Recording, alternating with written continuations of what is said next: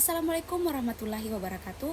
Halo teman-teman, perkenalkan nama saya Nur Laila dengan NIM 23093500053, mahasiswa manajemen dari Universitas Negeri Makassar. Baik, pada kesempatan kali ini saya akan menjelaskan mengenai salah satu teori perubahan dalam manajemen, yaitu Lewin-Change Management Model yang dikembangkan oleh Kurt Lewin.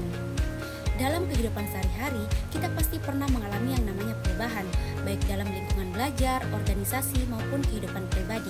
Namun, seringkali perubahan ini terasa sulit karena sudah terasa nyaman dengan kebiasaan yang lama. Nah, dari teori Kurt Lewin ini, kita bisa memahami bagaimana perubahan bisa dilakukan secara bertahap dan lebih efektif. Lewin-Change Management Model itu sendiri merupakan teori manajemen perubahan yang menjelaskan bahwa perubahan bisa terjadi melalui 3 tahap. Yang pertama ada unfreeze, change, and refreeze. Menurut Kurt Lewin, perubahan itu tidak bisa dilakukan secara langsung dan tiba-tiba. Seseorang perlu mempersiapkannya terlebih dahulu, kemudian menjalani proses perubahan tersebut, lalu mempertahankan perubahan tersebut agar menjadi kebiasaan yang baru.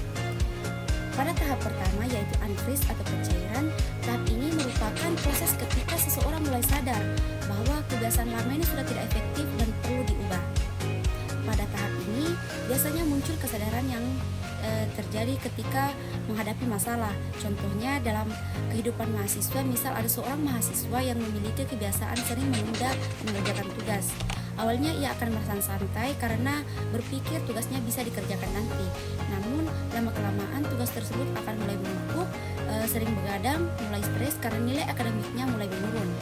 Nah, dari situ mahasiswa tersebut akan menyadari bahwa kebiasaan menunda tugas bukanlah kebiasaan yang baik dan harus diubah. Dan dari kesadaran inilah yang akan menjadi awal dari proses perubahan. Selanjutnya tahap kedua adalah change atau proses perubahan. Pada tahap ini, seseorang mulai melakukan tindakan nyata untuk berubah dan mencoba kebiasaan baru. Seperti contoh tadi, mahasiswa tersebut akan mulai mencoba mengatur waktunya dengan lebih baik. Ia akan membuat jadwal belajar, memasang pengingat tugas di handphonenya, dan mulai mengerjakan tugas sedikit demi sedikit agar tidak menumpuk. Dari tahap ini sebenarnya tidak mudah karena masih ada rasa malas dan keinginan untuk kembali ke kebiasaan yang lama.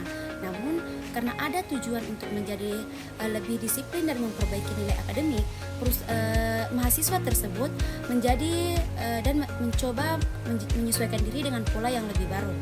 Tahap change ini sebenarnya menjadi tahap yang paling penting karena disinilah proses adaptasi tersebut benar-benar terjadi. Tahap terakhir yaitu ada refreeze atau pembekuan kembali. Tahap ini bertujuan untuk mempertahankan perubahan agar menjadi kebiasaan yang baru yang stabil. Setelah beberapa waktu menjalani pola hidup yang lebih disiplin, mahasiswa tersebut akan mulai terbiasa mengerjakan tugas lebih awal dan mengatur waktunya dengan baik. Akibatnya, tugas tidak lagi menumpuk, tingkat stres berkurang, dan hasil nilai akademiknya menjadi lebih baik. Kebiasaan disiplin tersebut akhirnya menjadi bagian rutinitas sehari-harinya. Inilah yang dimaksud dengan refresh, yaitu perubahan sudah berhasil dipertahankan dan tidak kembali ke kebiasaan yang lama. Jika disederhanakan, teori Lewin ini sebenarnya sangat mudah dipahami karena konsepnya yang diibaratkan es batu. Pertama, es batu itu dicairkan terlebih dahulu, itu yang disebut unfreeze. Kemudian air tersebut dibentuk menjadi bentuk baru, itu yang disebut change. Dan yang terakhir, dibekukan kembali dan dibentuk menjadi bentuk yang baru, itu yang disebut refreeze. Artinya, sebelum berubah kita harus meninggalkan kebiasaan yang lama terlebih dahulu, lalu menjalani proses perubahan dan akhirnya menjadikan perubahan tersebut menjadi kebiasaan yang baru. Menurut saya, teori Lewin ini juga memiliki beberapa kelebihan. Yang pertama, teori ini mudah dipahami karena hanya memiliki 3 tahap utama. Yang kedua, teori ini membantu seseorang memahami bahwa perubahan memerlukan proses dan tidak bisa terjadi secara instan. Dan ketiga, teori ini relevan diterapkan dalam kehidupan sehari-hari, terutama dalam membangun kebiasaan yang baru dan lebih baik. Namun, teori ini juga memiliki kekurangan. Karena modelnya yang cukup sederhana, teori ini terkadang kurang cocok digunakan pada organisasi yang besar yang sedang mengalami perubahan yang cukup kompleks dan cepat.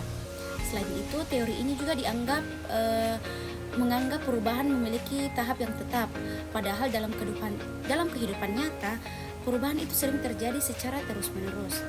Jadi, yang dapat disimpulkan bahwa Lewin Change Management Model ini menjelaskan perubahan yang efektif melalui 3 tahap. Yang pertama ada unfreeze, change, and refreeze. Melalui teori ini kita bisa belajar bahwa perubahan memerlukan kesadaran, proses adaptasi, dan konsistensi agar mendapatkan hasilnya dan bisa bertahan dalam jangka panjang. Mungkin itu saja penjelasan dari saya mengenai teori dari Kurt Lewin. Semoga penjelasan saya bisa bermanfaat untuk teman-teman semua. Sekian, wassalamualaikum warahmatullahi wabarakatuh.